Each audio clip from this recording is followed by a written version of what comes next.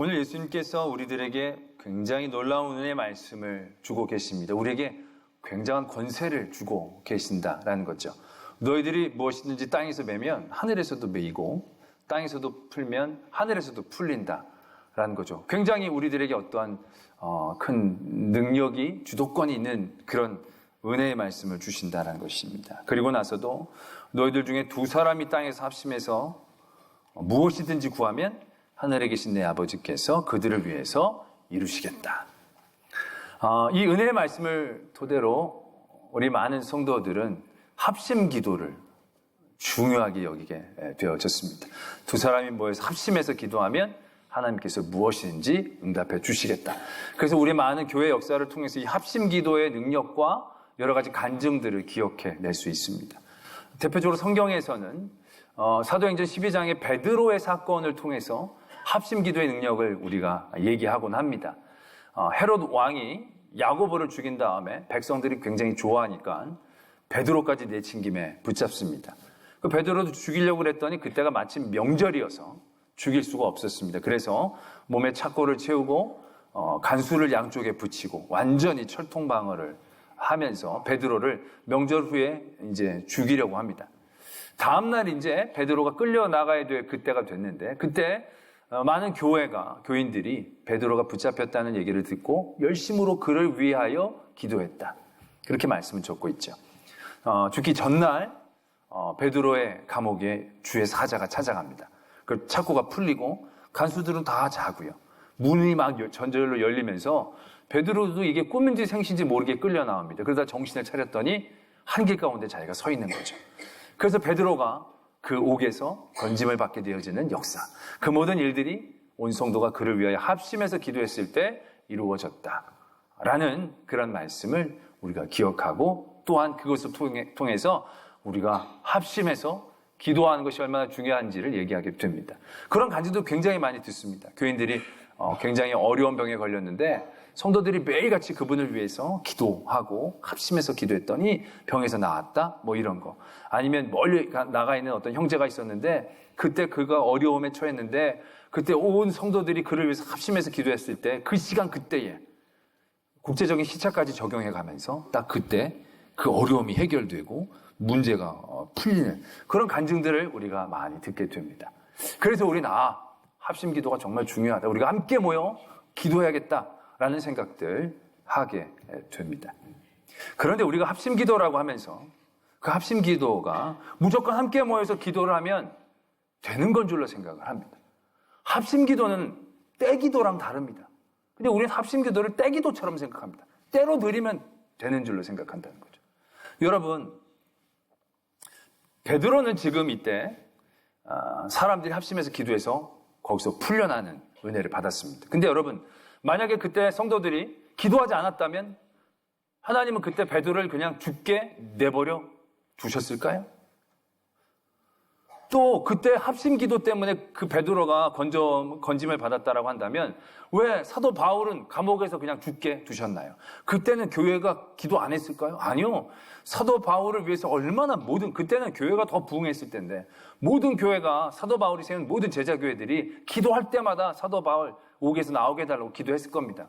근데 그냥 순교를 당하게 되었다라는 얘기죠. 또 우리가 합심 기도에서 문제가 해결되어지고 병에서 나은 그런 얘기와 간증들을 많이 듣지만 실제적으로 합심 기도에서 나은 사람이 많겠습니까? 합심 기도했지만 돌아가신 분들이 많겠습니까? 제가 긴 목회는 안 했지만 제 목회의 경험 가운데서도요. 월등한 차이로 합심 기도에 대해서 우리가 원하는 응답을 얻지 못한 때가 훨씬 더 많았다라는 것입니다. 이건 어떻게 설명할 수 있겠냐는 거죠. 그러나 그럼에도 불구하고 모든 분들이 알아요. 합심을 기도해서 나은 분들보다 돌아가신 분들이 더 많다는 것을 모든 분들이 알아요. 그럼에도 불구하고 지금까지 이 합심 기도가 많은 사람들에게 굉장히 중요하고 능력이고 영향력 있게 남겨지고 우리에게 도전되어지는 이유는 뭘까라는 것입니다. 오늘 우리는 예수님이 우리에게 주신 이 말씀을 보다 더 분명하게 바라볼 필요가 있습니다. 떼기도를 얘기하는 게 아닙니다. 무조건 합쳐서 기도한다고 되는 게 아니라는 겁니다. 숫자가 중요한 게 아니라는 겁니다. 아니 어떤 동네에서 두 교회가 있었는데 국회의원을 뽑는데 이 교회에서도 한 분이 나오고 이 교회에서도 한 분이 나온 거예요. 근데 이 교회는 출석교인이 500명이고 이 교회는 2,000명이에요. 그래서 둘이 열심히 합심해서 온 교회가 그 집사님이 당선되도록 합심해서 기도합니다. 여러분, 500명이 합심해서 기도한 분이 당선이 됐겠습니까? 아니면 2,000명이 합심을 해서 기도한 분이 당선이 됐겠습니까? 지금 대답할 분위기 아니라는 거 잘 이해하시죠? 네? 2,000명, 이게 쉽게 나오지가 않는다는 거죠. 아니, 합심 기도가 때 기도고 양이 중요하고 함께 기도하는 게 막 중요하면 2,000명 기도하는 게 이 500명 기도하는 걸 비교되겠습니까? 근데 그거 그렇지 않다라는 얘기죠. 합심 기도가 때 기도는 아니다라는 것입니다. 그러나 그럼에도 불구하고 하나님이 왜 우리가 합하여 기도하는 걸 중요하게 여기시고 원하시고 오늘 우리에게 도전하시는가? 오늘 우리는 2절 말씀만 읽었습니다. 우리가 땅에서 매면 하늘에서도 매이고 풀면 하늘에서도 풀리고, 두 사람이 모여 기도하면 하나님이 이루어 주시고. 근데 이 말씀이 어떤 말씀 가운데에서 이어지느냐 하면요, 이 말씀의 시작은 이렇게 던져지게 됩니다. 네 형제가 죄를 범하거든. 이렇게 말씀이 시작이 됩니다. 이 말씀의 흐름은 뭐냐면, 믿음의 공동체 안에서 어떤 형제가 죄를 저지르면 그 사람을 어떻게 대하여야 하는가에 대한 어떤 절차를 적고 있는 것처럼 보여지게 됩니다. 그러니까는 그 사람이 잘못을 저지르면 먼저 너는 그 사람에게 둘이 그 사람하고 너는 그 사람에게 찾아가서 먼저 그 사람에게 얘기해 주라는 얘기죠. 너 이거 잘못이다. 너 이거 네가 고쳐야 된다. 근데 그 사람이 그 얘기를 듣고 내가 그게 잘못인지 몰랐다고 미안하다고 회개하고 돌아오면 너는 네 형제를 얻게 된 것이다. 그런데 그때 그 사람이 말을 듣지 않아요. 너는 맨날 왜 나한테 그런 나쁜 얘기만 하고 나를 맨날 정죄만 하려고 하느냐. 그러면 그 다음 단계가 뭐냐? 두세 사람을 데리고 가라는 겁니다. 그 두세 사람을 데리고 가서 이 사람들을 증인으로 세우라는 겁니다. 그래서 얘기를 그 두 사람이 듣고 보다 더 그 사람의 죄에 대해서 객관화를 시키자는 얘기죠. 나만 널 미워한 게 아니라 이 사람도 듣고 났더니 이건 당신이 좀 잘못했습니다. 회개하고 돌아오십시오. 이제 이렇게 얘기할 수 있는 단계를 거치라는 거죠. 근데 그럼에도 불구하고 그 사람이 듣지 않으면 그 다음에 어떻게 해야 하느냐 하면 그 다음에 교회에다가 얘기를 하는 거죠. 그리고 교회의 치리를 받게 한다라는 것입니다. 그래서 교회가 그를 가르치고 그에게 말하고, 근데 그래도 이 사람이 말을 듣지 않으면 그 다음에 어떻게 하느냐? 세리와 이방인처럼 그를 여겨라. 이런 단계를 말씀하고 있다는 것입니다. 그리고 나서 진실로 너에게 이르노니 너희가 매면 하늘에서도 매이고 풀면 풀리고, 또 진실로 다시 너에게 이르노니 너희 중에 두 사람이 땅에 합심하여 기도하면 무엇인지 이루어주겠다. 이런 말씀의 흐름을 갖고 있다는 거죠. 우리가 이 뒤에 있는 우리가 읽은 말씀이 응답을 받는 어떤 기도의 방법, 하나님이 우리에게 주셨던 능력, 그 부분으로 이해를 한다라고 한다면 앞에 말씀과 흐름이 영 어색해진다라는 거죠. 그러면 그 앞에는 너희가 힘들고 어려울 때, 정말로 많은 사면 초과의 자리에서 그럼 너희들이 이렇게 해라. 뭐 이런 식의 얘기들이 너희가 핍박을 받고 환난을 당할 때, 그러면 이게 굉장히 너희가 매면 하늘에서도 매고 풀면 하늘에서도 풀리고, 그럼 굉장히 흐름이 부드러울 것 같은데 연관성이 없게 흐르고 있다는 거죠. 한 사람의 잘못에 대하여 교회가 대하여야 할 여러 가지 태도, 그 다음에 기도. 이게 뭔가라는 거죠. 어떻게 이해를 해야 하는가라는 생각들을 하게 됩니다. 여기에서 우리는 형제가 죄를 범하거든 이라고 시작하는 그 단락에서 여러 가지 절차가 나오는 이유를 바라볼 수 있어야 합니다. 이건 어떤 공동체에서 한 사람이 잘못을 저질렀을 때 그 잘못을 이런 순서로 해결하고 마무리 지어라 라는 뜻을 갖고 있는 게 아닙니다. 이전에 어떤 말씀을 예수님께서 하셨냐면 잃어버린 한 마리 양의 얘기를 하십니다. 100마리 양이 있는데 한 마리를 잃어버렸어요. 근데 그 목자가 99마리를 버려두고 한 마리의 잃은 양을 찾아간다는 겁니다. 한 마리의 양을 찾은 다음에 굉장히 기뻐하는 모습을 예수님께서 말씀하신다는 거죠. 그 잃어버린 한 마리의 양을 소중하게 여기는 목자의 마음, 그 마음으로 한 형제가 너희 공동체 안에서 잘못을 저지르거든. 그 다음에 첫 번째 단계가 무엇입니까? 너는 그 사람하고만 둘이서 먼저 얘기를 하라는 것입니다. 이건 이 사람에 대한 처리 방법을 의미하는 게 아니고요, 이 사람을 어떻게든 보호하고 싶어하는 그 시작을 하라는 것입니다. 보통 우리 공동체 안에서 누군가가 잘못을 저지르면 정죄하기 쉽습니다. 걔 잘못 저질렀대. 쑥은쑥은 대면서 그냥 잘라내고 버리려고 상종하지 않으려고 하는 모습들을 먼저 보이게 됩니다. 그러나 그 한 사람도 하나님이 소중히 여기시는 그 한 사람이다라는 거죠. 그렇기 때문에 그렇게 함부로 대하지 말고 먼저 너는 그 사랑하는 마음으로 그를 찾아가서 그의 그 죄를 권면하라라는 것입니다. 그러고도 안 들으면 그 다음에 또 다른 노력으로 두세 사람이 그때 가서 하라는 얘기입니다. 그러고 나서 마지막엔 어떻게 하라고요? 세리와 이방인처럼 여기라는 것입니다. 이건 일반적인 유대인들에게는 이거는 완전히 그래 버려버려라, 잘라버려라, 완전히 무시해버려라, 인근 취급하지 말아라 이렇게 이해될 수 있는 부분이지만 이건 안 믿는 유대인들이 아니고 예수 그리스도를 믿는 성도의 공동체 안에서의 이야기다라는 얘기죠. 성도들에게 있어서 이방인들은 어떤 존재입니까? 성도들에게 있어서 세리란 어떤 존재들을 의미하는 것이겠습니까? 무시해야 될 존재가 아니라는 겁니다. 그들은 새롭게 시작해야 될 존재인 것입니다. 마태복음을 적은 마태의 직업이 세리입니다.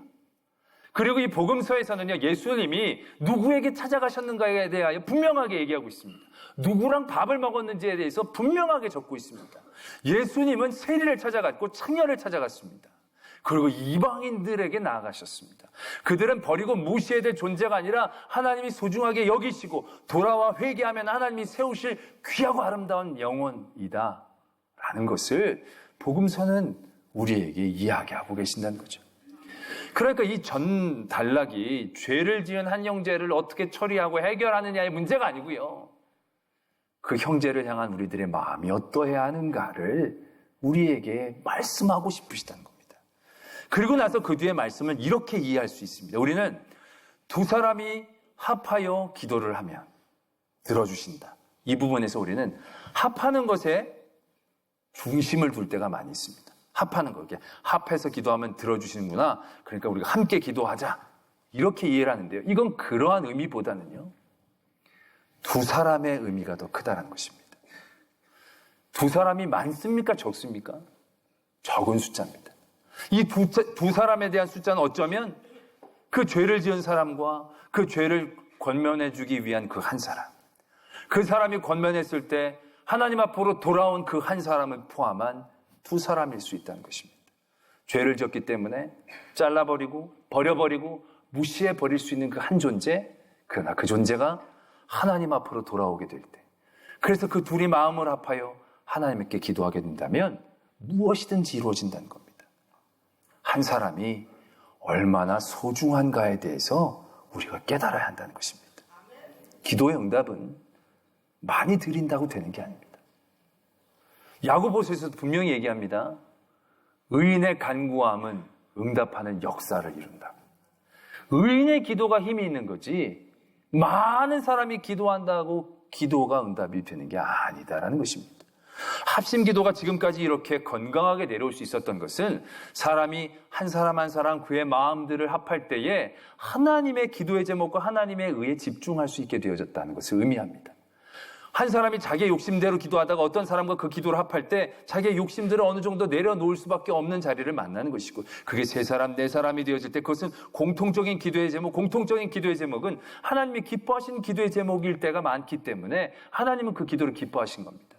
집단 이기주의적인 기도가 아니라 하나님의 마음을 알아보고 하나님의 의를 따라가는 기도에 그것이 맞춰질 수 있는 그러한 모습이기 때문에 합심 기도가 우리에게 중요한 겁니다. 합심 기도가 때로 많이 들어서 드려지기 중요한 기도가 아니라 그 한 사람 한 사람이 하나님 앞에 소중한 사람들, 그 한 사람 한 사람들이 모여 드려지는 기도였기 때문에 하나님은 그 기도를 기뻐하시고 소중히 여기시고 응답해 주신다라는 것으로 우리는 이해해야 한다는 것이죠.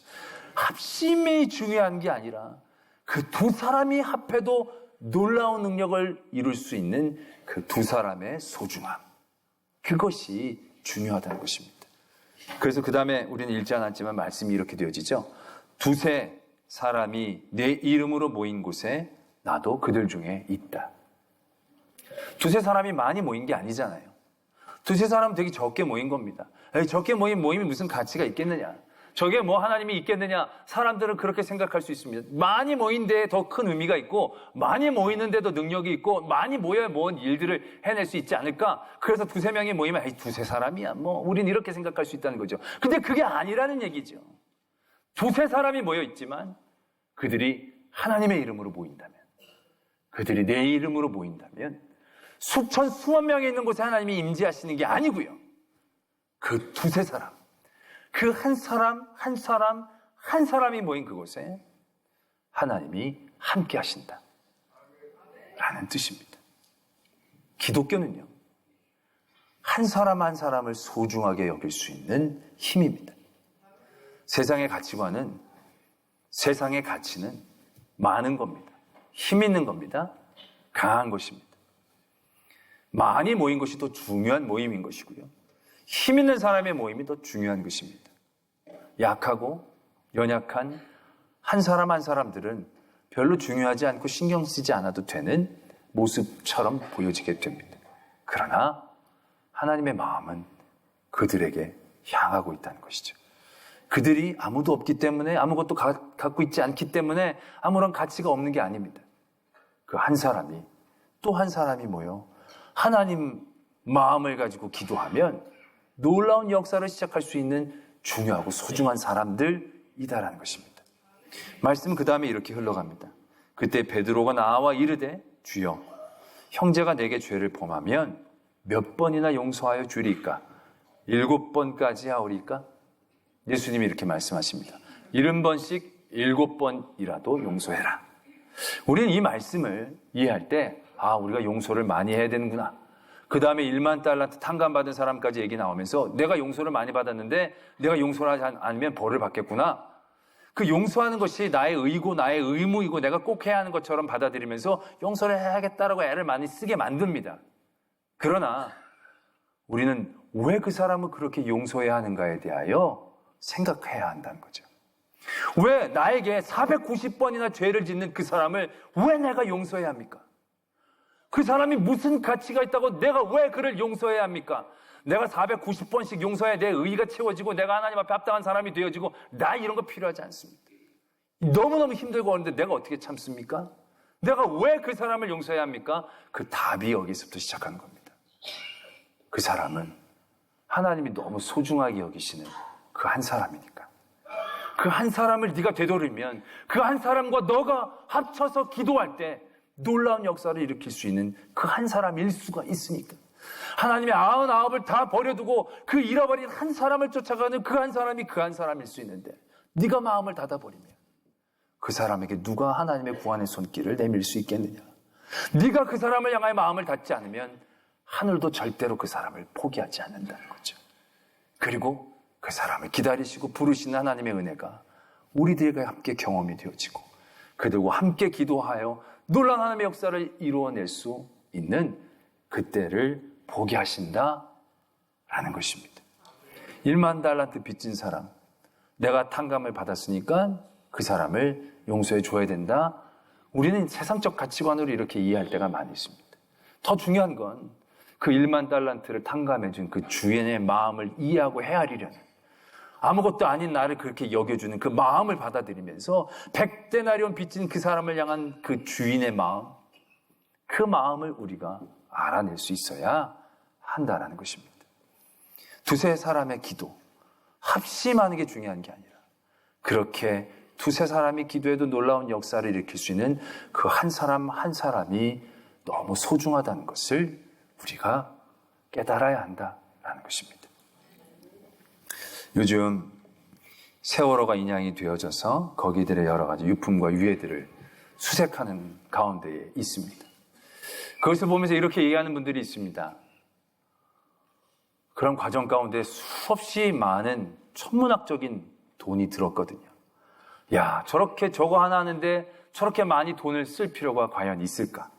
지금도 산불 때문에 집을 잃은 많은 분들, 그분들에게 그 돈을 나눠주면 얼마나 좋을 텐데. 또 어려움에 당한 많은 사람들에게 그 돈을 좀 나눠줬더라면 그냥 바닷속에 두고 우리가 그냥 참고 그걸 아예 유족들에게만 다 줬어도 훨씬 더 큰 위로가 될 수 있었을 터인데 굳이 건져내서 그걸 또 지금 또 계속 그걸 앞으로도 계속적인 돈이 들어가야 되는데 그럴 필요가 있는가? 이렇게 얘기하는 분들도 있습니다. 굉장히 어떻게 보면 합리적이고 이성적인 생각입니다. 그러나 그 아파하는 한 사람을 헤아리고 귀하게 여기는 마음 없이 다른 사람들을 생각하고 다른 사람들을 유익하게 한다는 건 진실성이 없는 이성적인 생각일 뿐이다는 것입니다. 그러한 마음과 생각은 그 아이를 놓고 괴로워하고 아파하는 그 부모의 마음을 위로해 줄 수 있는 그 한 사람을 향한 우리의 사랑과 정성이 있을 때 그것이 진정성 있게 다른 사람들에게 나가는 것이지, 그 한 사람 한 사람들을 다 무시하고 다 덮고 나서 누구를 더 유익하게 한다는 것은 절대로 진정성 있는 마음이 될 수 없다는 것입니다. 예수님이 온 인류를 구원하시기 위해 하신 것은 한 사람 한 사람에게 찾아가신 것입니다. 많은 사람들, 많이 모이는 사람들, 힘 있는 사람들을 변화시켜서 하는 게 아니고요. 그냥 한 소자를 찾아가시는 겁니다.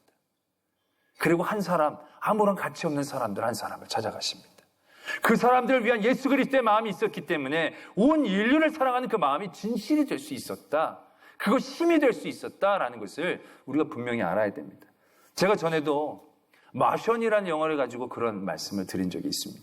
그 마션이라는 영화는 화성에 어떤 사람이 한 사람이 완전히 동떨어지게 된 거예요. 한 사람이 남았어요. 죽은 줄 알았더니 이 사람이 산 거예요. 이 사람이 죽었으면 그냥 쉬었을 텐데 산 거예요. 한 사람이.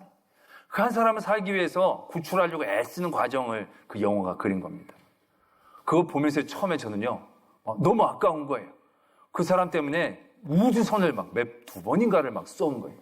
와, 그 우주선 쏘는 값으로 이 지구의 기아와 난민들에게 나눠주면 엄청 먹여 살리는 거예요. 그 사람 그냥 거기서 그냥 가시면 모두가 소편할 텐데 저렇게 끈질기게 지혜는 많아가지고 왜 이렇게 살아남나. 또 그 사람 하나 살려가지고 몇 사람이 목숨 걸고 또 쫓아가는 거예요. 이거 다 죽을 수도 있는 거예요. 그럼 다 허사가 되고, 이게 진짜 너무 낭비가 되는 것처럼 보여지는 거예요. 그런데 그게 낭비가 아니라는 거죠. 많은 사람이 죽을 수도 있어요. 결국 구출하지 못할 수도 있어요. 그러나 중요한 건 그 한 사람을 소중히 여겼던 그 마음과 중심인 거죠. 그것이 모두를 사랑할 수 있는 힘이 되어지는 겁니다. 그것이 모두를 구원하고 모두를 사랑할 수 있는 시작이 될 수 있는 거죠. 오늘 예수님께서 우리의 합심기도, 기도의 응답에 대한 얘기를 하고 계시는 게 아니에요. 그 한 사람 한 사람이 그런 응답을 낼 수 있는 소중한 사람이다라는 것을 우리가 보기를 원하시는 거죠. 성도로서 한 사람 한 사람 세상의 가치관으로 판단하고 평가하며 무시하고 멸시하지 말고 그 한 사람이 얼마나 놀라운 일들을 할 수 있는 그 사람을 존중하는 나와 그 사람이 함께 기도했을 때에 두 사람이 널 중에 기도하면 놀라운 일이 일어날 것이다. 를 만들 수 있는 그 한 사람이라는 거죠. 우리 오늘 우리 어르신들 세상적으로 보면 다 은퇴하시고 별로 많이 할 수 있는 것이 없어 보인다는 거죠. 그러나 그분들이 소중한 분들입니다. 우리 어르신들이 소중한 분들이십니다. 왜요? 기도할 수 있으니까요. 기도만 하시는 분들이니까. 두 분만 모여도 엄청난 일들이 일어나니까 세상에 힘 있는 사람 바라볼 필요 없어요. 세상에 돈 많은 사람 바라볼 필요 없어요. 다 은퇴하시고 기도하실 일만 남은 분들을 잘 보여야 되는데 저분들이 일을 내시는 분이거든요. 저분들은 일이 별로 없어서 기도만 하시는 분들이에요. 건강이 많지 않아서 딴 건 힘들지만 앉아서 기도는 하실 수 있거든요. 집중하실 수 있는 분들이거든요. 어르신들께 잘해야 됩니다. 돈 많은 사람들은요, 돈 버느라고 바빠서 자기 신경 안 써줍니다. 자기 권력 지키느라고 자기 안 봐줍니다. 교회 안 지켜줍니다. 교회 안 합니다. 그리고 그 돈과 권력으로 교회가 서는 것도 아닙니다. 하나님이 하시는 것이고 그 하나님의 일은 두 사람이 하는 겁니다. 나와 그를 소중하게 여기는 그 한 분만 있으면 되는 것이라는 거죠. 우리는 너무 세상의 가치관에 물들어서 우리가 교회에서도 그런 생각을 할 때가 많이 있습니다. 저분만 안 나오면 좋겠다고. 저분이 와가지고 몇 분이 안 나오는 거예요. 그럼 저분 때문에 한 서너 분이 안 나오면 3 빼기 1은 2니까 손해인 거예요. 저 사람이 나가면 2명이 더 오니까 저 사람 나가기를 원하는 거예요. 이건 세상적 가치관이고 수학입니다. 그 사람 때문에 많은 사람이 안 나와서 그 한 사람을 버리면 그건 한 사람을 버리는 게 아니에요. 예수님의 마음을 버리는 거예요. 하나님의 정신을 버리는 거예요. 잃어버린 양 한 마리를 버린 건 99마리를 지키는 게 아니라 그 한 마리를 버리면 99마리도 한 마리씩 버리는 그런 길로 우리가 들어서는 거예요. 한 마리를 찾느라고 몇 마리를 잃어버릴 수 있을 거예요. 그러나 한 마리를 찾았을 때 나머지 양들은 지켜낼 수 있는 겁니다. 그 한 사람을 소중하게 여기는 마음, 그게 예수님의 마음이고 오늘 예수님이 우리에게 주시는 거룩한 도전입니다.